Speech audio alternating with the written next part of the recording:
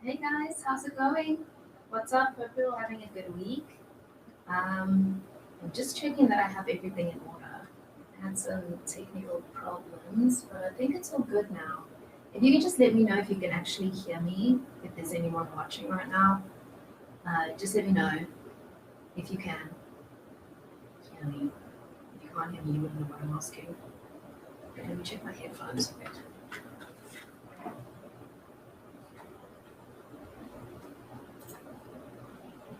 I think you can. It seems like you can. I can hear me, but the sound is not great.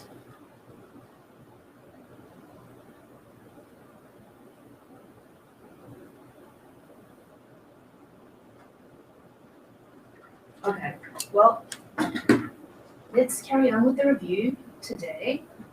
I'm going to be reviewing the reel of Pablo Diaz de Leon X, who is an animator, as are most of us. um, Pablo is a player on the rookie side, so let me bring up his reel and we can all take a look at it together. Let me know if, when I share it, let me know if you can hear the music playing because the music's a big part of the reel. So let me just get that up and then let me know if you can hear the music.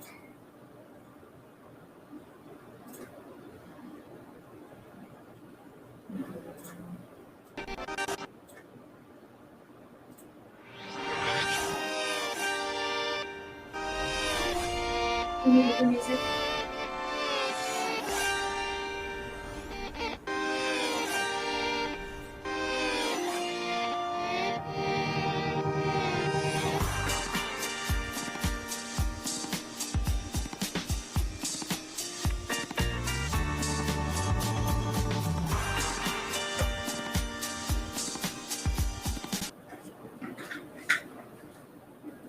Yes.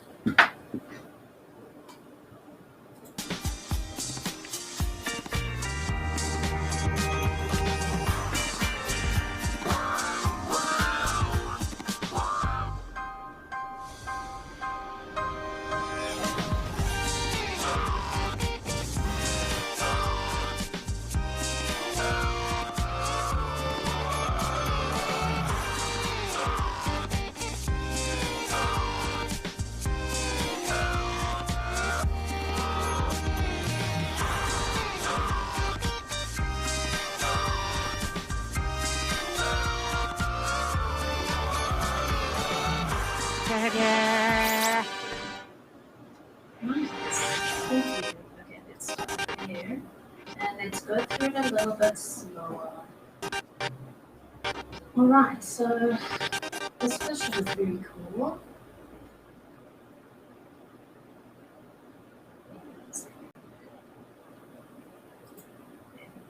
Okay.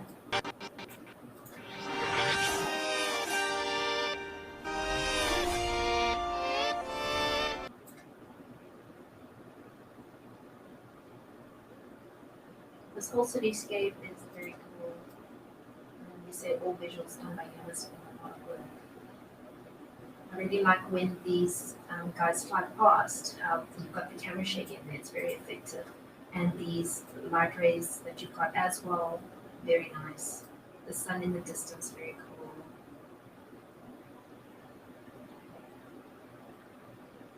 And as they pass, you can see, these rays. I've forgotten the proper name, but lens flares, of course.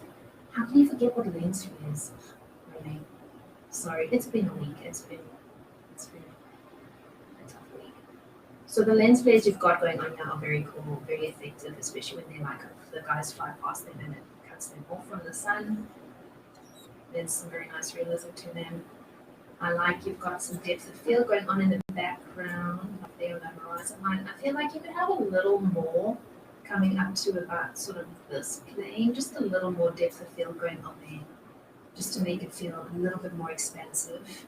Like especially this building here feels a little too in focus for the scene.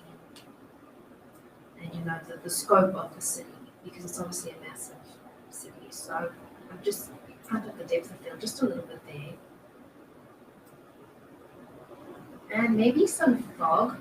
It looks like a very industrial city, although I guess because it's futuristic, they might not have smog, but just for like a bit of atmosphere in there, just a little bit of sort of an atmospheric filter over, especially the things in the distance. They'd be a little lighter because they're a lot further from the camera. But on the whole, it's a very good cityscape. I was actually looking at it now. I feel like there's a lot of very reflective surfaces, like these guys, the tops of the buildings. I don't know what material that is or what it's meant to be, but they feel a little too shiny and reflective. You could maybe bring a little bit more roughness in. But on the whole, it's very cool. It's an amazing world that you've built here. This water shot is cool. I get that you obviously want to show that, you know, you can do fluid simulations and stuff like that. It would maybe be better if you could just bring the camera angle up a little bit so that you've got a bit of a horizon that you're looking at and have a boat or just something on the water to give it a bit more context or purpose rather than just being like, look, I can do a sea, just to turn it into a little scene, something with purpose. The water feels a little viscous. It's a little too opaque because you've got the sun shining through here at the top, but it would be shining a lot more through the rest of this wave here. It would be like shining quite a lot through this thinner part here, and then less down here, and then it would get a bit darker down here. But you would still have sun shining through those parts of the wave. So at the moment, it just feels a little dark, a little bit too opaque for realistic water.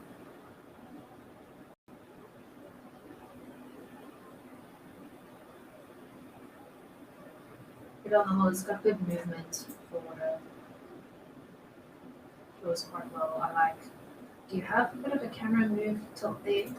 It works. It looks good.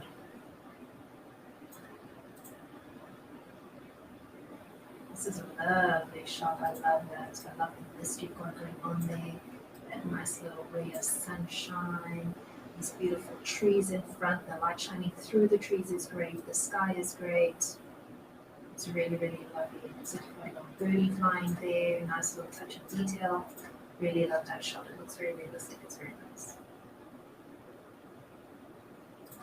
Okay.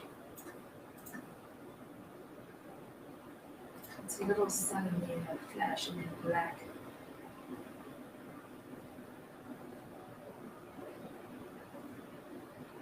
I would just take out that black keyframe here so that it cuts straight to the next shot rather than having that black flash. It's a little jarring.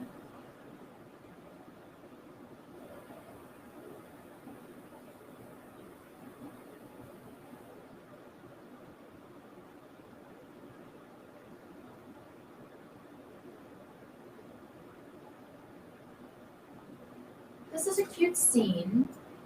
I mean, so the thing is with the showreel, basically here we're getting the whole story of this, what's happening and everything. And in a showreel, you're showing your best shots from all your work. So you could definitely cut out some of this. I would possibly have just the little end part, or just choose a shot and have a shot in rather than the entire project or commercial. This is quite cute, this one. That shot there that you've got. Maybe you could have that for some context, and then the end bit.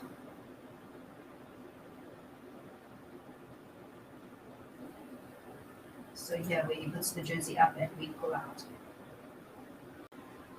So this part here and then the end bit.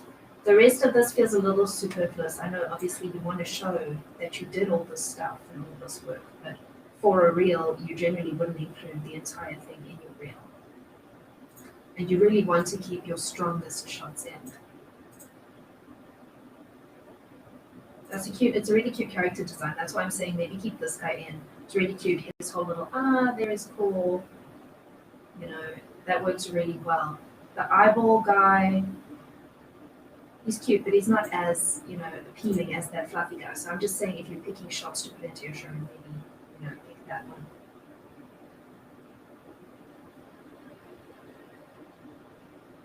I like how you've got the multiple arms there for like the speed of what he's doing there with the knitting and this little puff of cloud that comes out. That's very cute, nice cartoony touch that you've got there.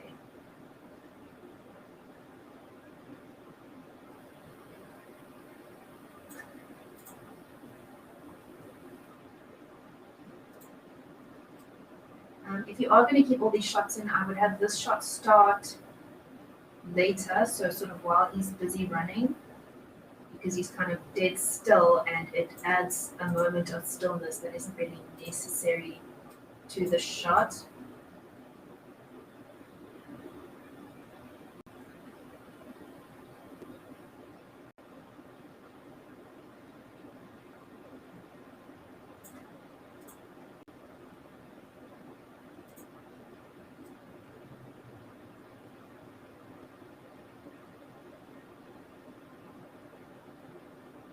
Now just try to offset the legs a little bit here, especially where they're landing.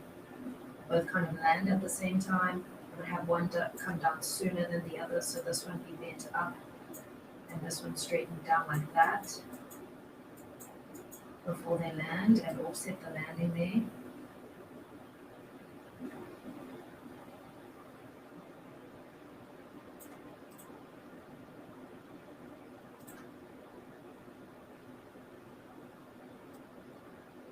Maybe just have a little bit more of a bounce here, because it's quite a flexible ring that he's bouncing on at first, and it kind of just sits in and stops. So there'd be a bit more overshoot and like sort of settle there in that bounce.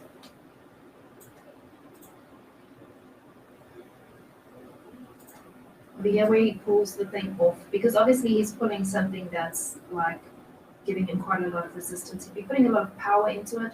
So when he pulls it back, there should be that rebound of his head coming back a lot more.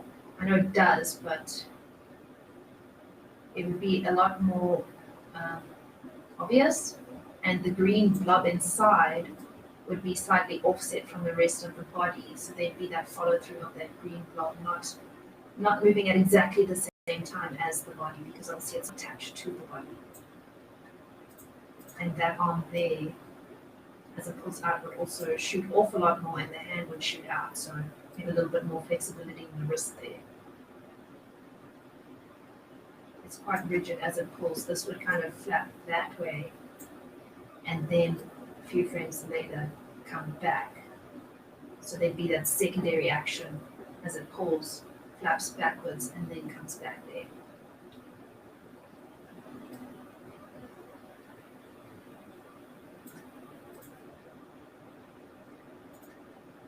And again, the weight distribution, as he changes his footing, he would lean back onto this foot more.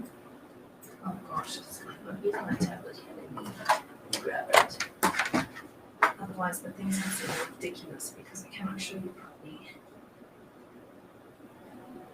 So you lean back on that leg. Weight on that leg first. This foot would be flat against the ground.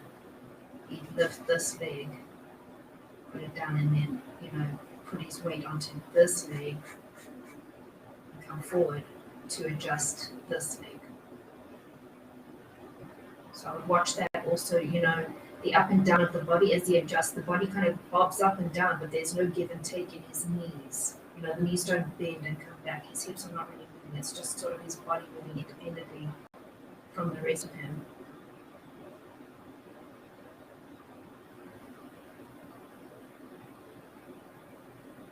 This is really cool as he puts the sweater on. The sweater's got some great detail in it. That's why I like this shot as well.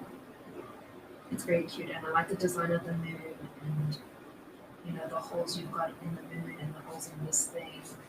And this little guy's really cute, so this shot is quite nice.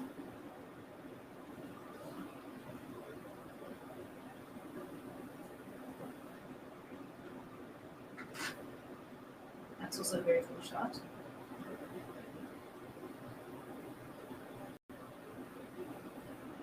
Very well done. Tracking is good. So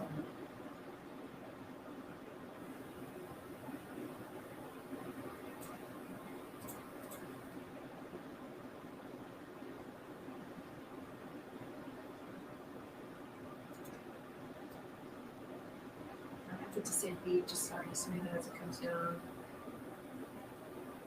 Landing is good. It's a little confusing when you cut from he's like this and then you cut straight to another very similar shot. So if you do want to show both of them, I would add sort of a buffer shot of something different in between the two, just because they're both very, very similar. So it's not immediately obvious that there's a cut. You kind of feel like you missed something.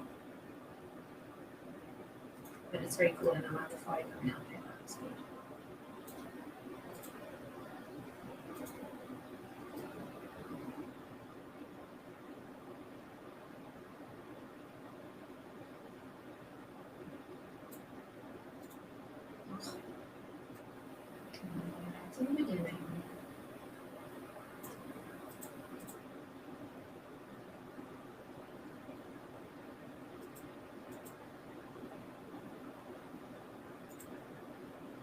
It's cute. These little guys are very cute. I like the texture on them. They look like proper little teddy bears. Animation wise, I feel like this little dude, while he's yapping away at this other one, you know, the thing with like these small little yappy dogs is when they're barking, they put so much energy into the bark that their whole body responds to it. So I would add a bit more in his body as he barks.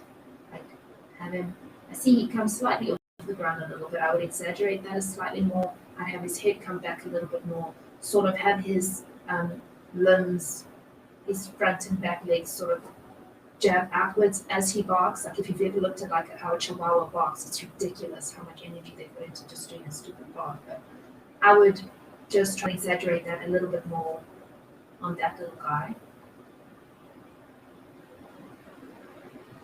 And on this dude, he doesn't really respond much. He kind of sort of looks back slightly, but I would turn his head slightly more. The eyes obviously are not eyes with pupils and irises, so you wouldn't see if he's glancing back with just his eyes. So I would just enhance that head action slightly more, keep his feet planted on the ground as he turns, unless he's adjusting his footing, in which case you would exaggerate that more obviously.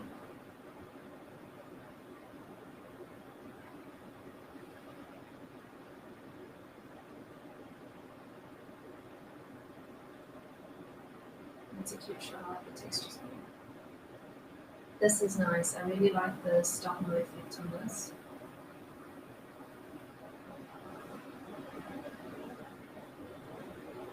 And that's really cute. I like the little drawn details, exclamation marks and stuff. It's very cute. It's a nice treatment.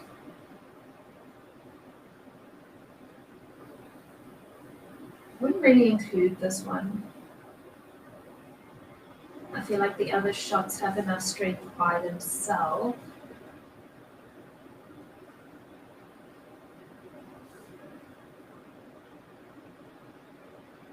Or maybe I would have just the car.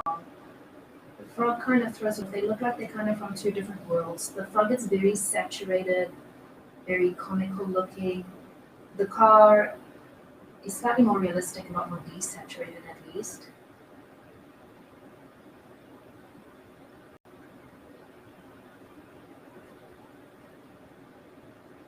If you do want to keep them together, I would suggest just desaturating the frog a little more.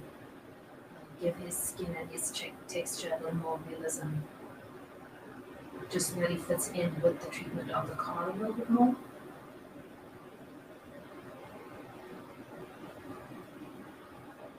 They're kind of stuck between being realistic and being cartoony at the moment. And you've got the frog, which is quite cartoony, and you've got the car, which is slightly more realistic. Obviously, it's not complete realism. If it was, you'd add a bit more. You know, you'd have like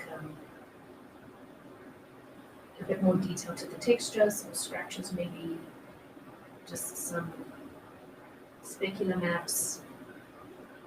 But on the whole, I think they come from sort of two different worlds, those two. So I would either have them each in a separate shot, or I would just retreat the frog a little bit more so it fits in a little bit more with the car.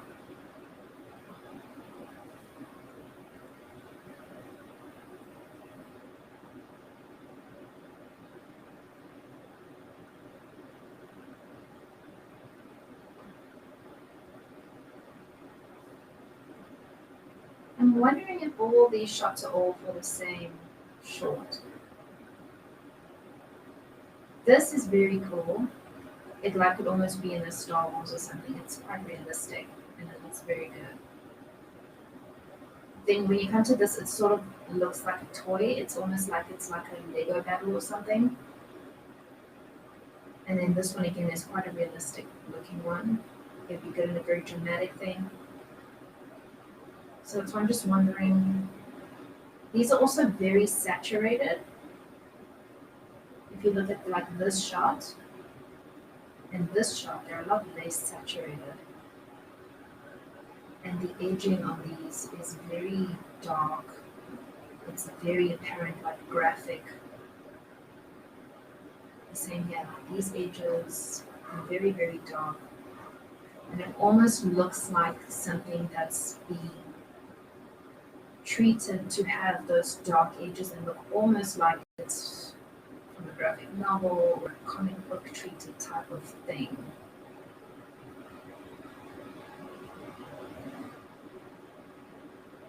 That's cool, that collision, that explosion. Nice. This is a good one. And this again, that's a very nice shot to end your reel on. It's very strong. That's an awesome shot.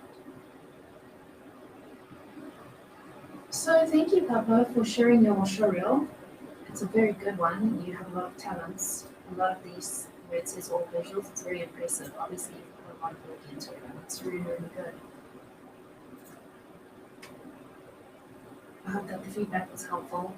I hope you're having a good week. I hope all of you are having a good week, obviously. And happy Wednesday. Thanks for watching.